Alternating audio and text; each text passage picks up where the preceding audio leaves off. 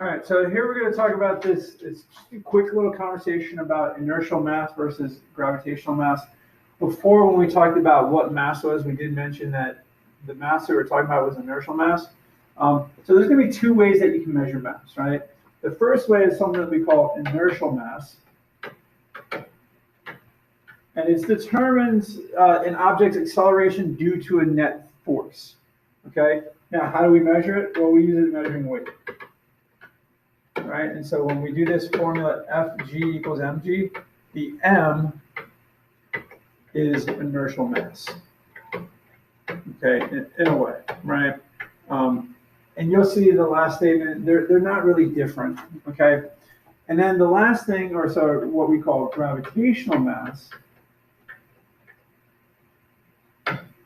determines the strength of the gravitational field or gravitational force an object applies to another object. Okay, and how do we measure that? Well, we use Newton's universal gravitation law. So we use universal gravitation,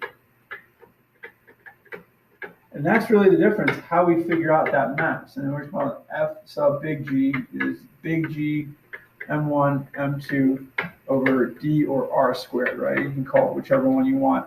And so experiments are designed, right, in such a way where you're looking at, if I use this experiment and method, I'm finding inertial mass. If I use this experiment and method, I'm using gravitational mass.